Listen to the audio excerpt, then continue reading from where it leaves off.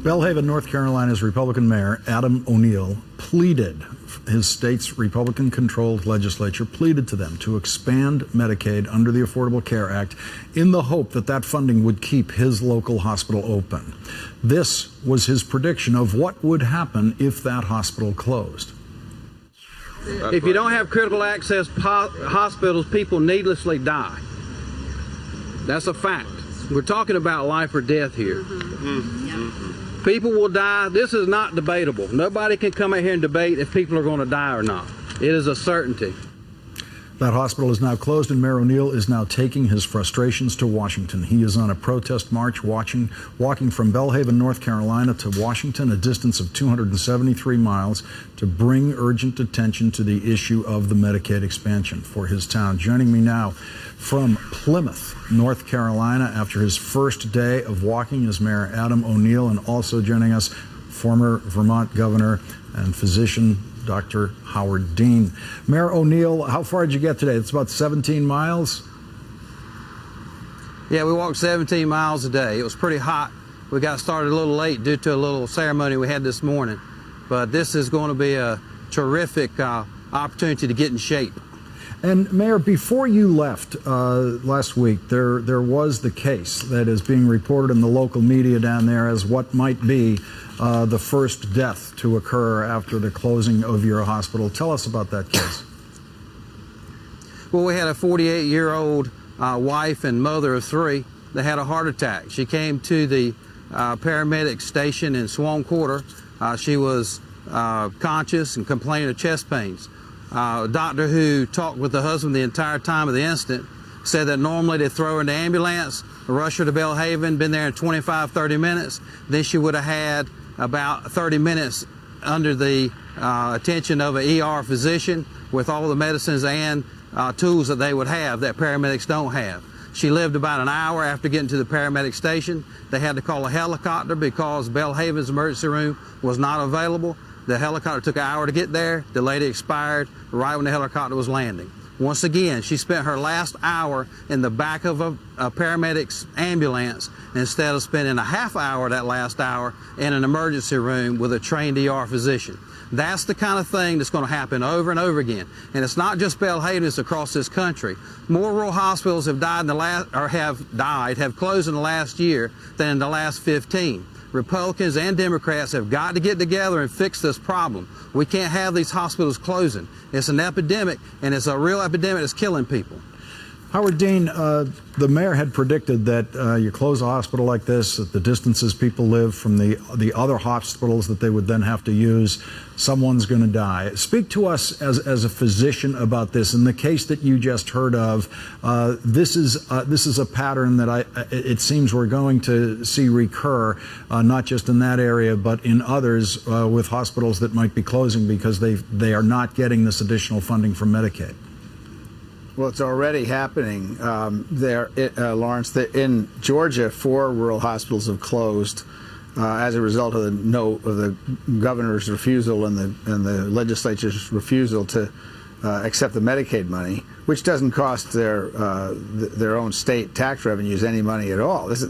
People in Georgia and North Carolina are actually paying money so that I can have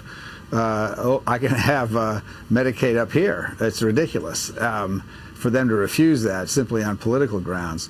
And it is true that time is everything. When you're having a heart attack and you're in the back of an ambulance, that is not the place you want to be for any length of time. You need to be, as the mayor said, in an emergency room with a competent emergency room physician and a staff who can do the kinds of things that you can't possibly do in the back of an ambulance.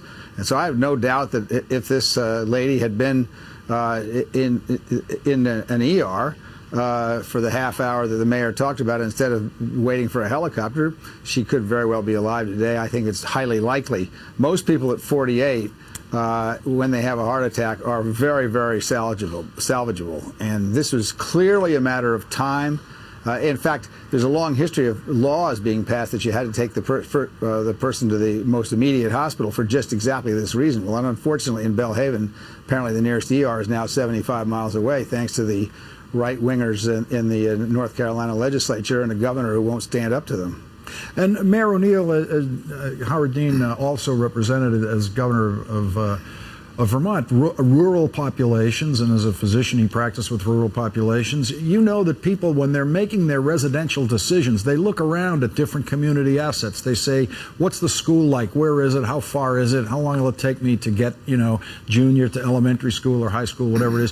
Where's the hospital? It's a crucial decision in residential location. And Mr. Mayor, there's got to be a lot of constituents of yours who bought where they bought and live where they live because they measured their distance from their local hospital and said, this is a safe location for me. Well, the big conglomerate, Vidant Health, that came in and represented they were going to keep our hospital open and then closed it. Even after a year, they made $109 million. Previous year, $127 million. And then they had to close the critical access hospital.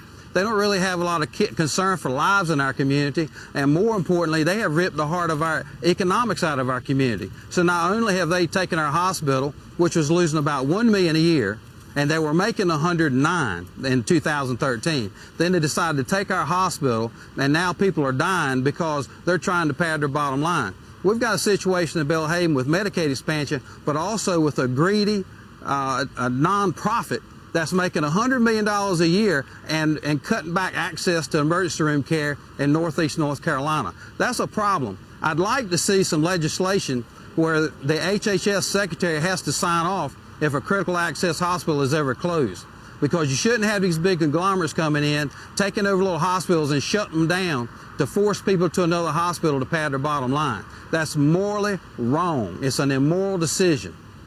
Governor Dean, who do you think should be involved in the decision about closing hospitals, given a state's need to be able to manage and understands its medical assets and where they are? Well, one thing that really does surprise me is that they closed the whole place. We have had some hospitals close here in Vermont, but the whole hospital didn't close down. Some of the parts of it were kept open. Usually you can and you should keep open an emergency room facility. Now, you can't have a complete emergency room, but you could have had an emergency room that would stabilize this lady and gotten her into the position where she could have survived a wait. But they didn't have that facility. Some of the hospitals will reduce their services and have basic surgery or basic OBGYN care. So there are a lot of things you can do in between having a full-blown hospital and having nothing at all, or just a community health center. In this case, it sounds to me like this truly is a critical access hospital. If the next hospital is 75 miles away, that is really a long way. And somebody has got to rationalize that. And if it's so that the hospital was only losing $1 million a year, that's easily remediable. I mean, the Republicans up in North Carolina legislature are wasting $1 million a year trying to redraw their districts so they can get reelected. They could have spent that money and there'd be at least one person alive today that isn't. Mayor O'Neill, when do you expect to get to Washington? It's going to be about 14 days, assuming we have good weather. I'm hoping it will rain a little bit to make it cooler, but we're on our way and we're going to be there. And I hope when we get there, we get to see President Obama and at least Eric Holder and Secretary Burwell of HHS. We need to see these folks. The government has to get involved with these critical access hospitals. Letting these big conglomerates shut these hospitals is wrong. Once again, they made $109 million in 2013, cried poverty. They also had 2 or 3 hospitals that lost more than our critical access hospital, and they closed our hospital down. That's why we have a Title VI complaint, because everybody's concerned there's some racism involved here as well. Thank you. Mayor O'Neill, we're going to follow you on this walk, and I hope we can join us again. Thank you very much for joining us tonight, and Howard Dean, thank you for joining us. Thank you both.